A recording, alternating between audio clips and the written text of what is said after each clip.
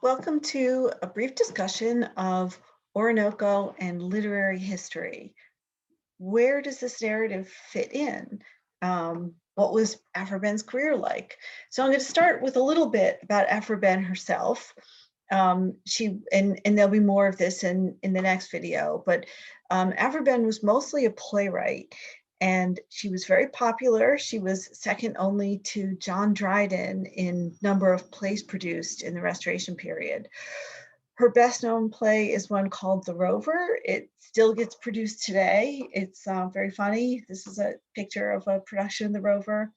It's about some Englishmen um, in Italy during the English Civil War. So they're in exile. And that was, but it was produced during the Restoration. So it was, I think, 1675, but it was about an earlier period. So you can see she does this with Oroonoko, and she's done it before with the Rover, and so with Oroonoko. So Aphra novella Oroonoko does draw from some of what she learned as a playwright. So it has some of the characteristics of some of the plays, not so much the comedies, but the tragedies and what they called the heroic drama. So another form that is very influential on Oroonoko is something called the romance. And when I say romance, I don't mean a story about falling in love, which is how we use the term romance now, or those novels you used to get at the airport that Harlequin romances. That's a newer use of the word. But in the 17th century, there was a genre of literary works called romances, and they were very long prose narratives. There are some people who say that we should actually just call them all novels, but I think there are some interesting distinctions to be made. So in a romance, almost all the characters are elite. They'll be, even royal and aristocrats and knights, and they weren't necessarily like medieval romances. They weren't necessarily kind of historical, but some of them were. I mean, there was a very popular one that was about Cleopatra. A lot of them were what they called kind of secret histories. They would kind of be stories behind famous historical events. I mean, they were made up stories about the personal lives of people involved in them. So all the characters are elite and some were royal. These flourished during the 17th century. There were lots and lots of them. You probably will not read them in an English class, though, partly because they're very, very, very long, and they're a little bit challenging for modern readers to understand. They feel sometimes a little archaic to people, although they're kind of making a comeback. So maybe at some point you'll run into one in a class. Um, they have elite characters in them, and they were written for an elite audience. And one of the reasons why that was their audience was partly that those were mainly the people who could read, who had the ability to read, and also the leisure to read. And this is something that we'll see as we move into the 18th century. Literacy just spreads like wildfire. It becomes much more available through different ranks of people. But really, in the 17th century, the people who could sit down and read a book, who weren't working 15 hours a day out in the fields, and had both the leisure and the ability to read a book, was a relatively small group of people. And so that's who these romances were written for. That was their market. And a lot of them were not actually even written by professional writers. They were kind of labors of love, or passion. For example, the Earl of Orrery wrote this very famous romance called Parthenessa, and he was an earl. He was not a professional writer. He was not looking to make money. He just enjoyed writing, and so he wrote that. He also wrote plays. Interesting person. So the themes in these romances are often love and honor, and thus the association between love and the word romance. But when I say 17th century romance, I don't really mean a story about people falling in love, although they often do fall in love in romances. So it's kind of confusing, but it refers to a genre, a literary genre. And so they often have heroic deeds in battle. They're often set in wartime, um, and they have long-standing love relationships. And one place you might actually be familiar with the romance genre is through Shakespeare. So Shakespeare wrote several plays that are considered romances, The Tempest being probably the most commonly known of them. But there's another one called Pericles, Prince of Tyre, and they're actually like The Winter's Tale is considered a romance. So in a romance in drama is neither a comedy nor a tragedy, and love is part of it, but often adventure is part of it too, and travel, like traveling the whole world, which happens, of course, in both The Tempest and in Pericles. Um, Very long stretches of time. I mean, Pericles takes place over, I don't know, 40 years or something in one play. So they're often so Shakespeare was influenced by the romance form in some of the plays that he wrote, which are called romances. Um, Many of these were actually written by women, not this one in particular, but several of them were written by women, and they were very popular in France.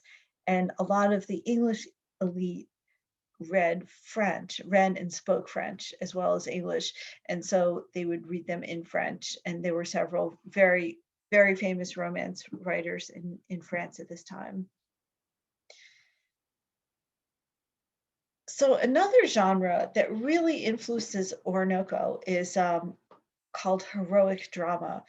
And you probably aren't familiar with many of these because they tend not to be produced, because they feel sort of like romances to be a little bit archaic for modern audiences. Um, Shakespeare plays are not these heroic dramas, but this is a genre that really flourished in the late 17th century. These plays are often set in remote and exotic locations: India, Africa, China, um, the Americas. So they're part of this great imagination of and curiosity that people had for the rest of the globe that was really just exploding at this time. And so they were often written in these foreign locations, and they too were often about the conflict of love and honor, the theme of love and the theme of honor, and questions of ethics and morality, and the extent to which you should obey orders if you think they're unethical, and what you do if you have a leader that's unethical. A lot of them actually raise that question. And also how people can communicate across cultural divides. There's a lot of plays like that in the Restoration. Sometimes the hero of the play will have a conflict between, falling in love, but then having to falling in love with somebody who is on the opposite side in a war. And even sometimes it's a male passionate friendship across boundaries of difference. So they're interesting plays. They were very popular at the time. They're not very popular now.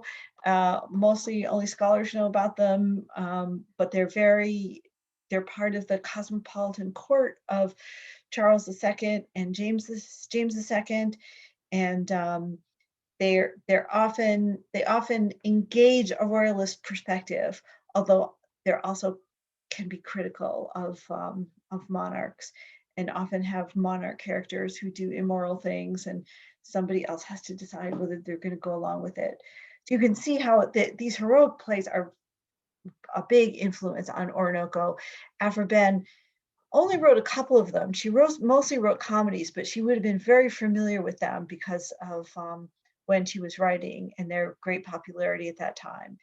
And so often the heroes of these plays are kind of these outsized figures who are far superior to everybody around them. Sometimes they have characters of mysterious birth, and they explore questions of um, whether or not people are born into a kind of superior category or not. And so finally, the other genre that I think influences Orinoco is the travel narrative.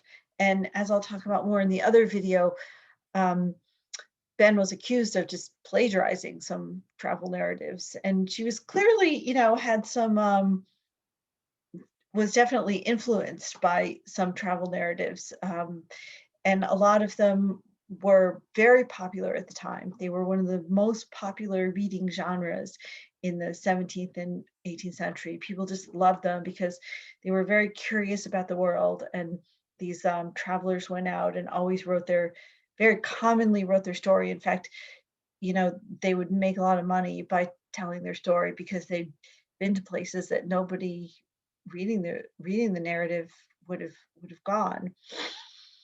So England was still relatively weak on the global stage in the 17th century, especially compared to France, the Netherlands, China, the Ottoman Empire, and the Spanish Empire. The Spanish Empire was still very powerful, as were these others. Uh, the the novella Oroonoko clearly draws from travel narratives. It draws from romance. It draws from heroic drama. And I think what's really interesting is, I mean, I happen to think that it's possible to think of Oroonoko as the first novel, which makes it an interesting place to start for a class on the novel. There are, of course, long prose romances before Oroonoko, uh, the romances themselves, but novels often have this other element, which we think of as we now call realism, where the characters are um, more ordinary people, and they're not always so remote from the life of the reader as they are in romances. And also, fantastical things don't necessarily happen in romances, in novels, but they pretty regularly happen in romances. And so, what makes Orinoco really interesting as a text, in my opinion, in terms of literary history, is that you can kind of see these different genres being pieced together, and it doesn't quite read like a modern romance. It still feels like a kind of like a mix of a couple of different things, but I think it's a fascinating and an innovative text for its time, for mixing those two genres, which I think kind of underlies the novel going forward.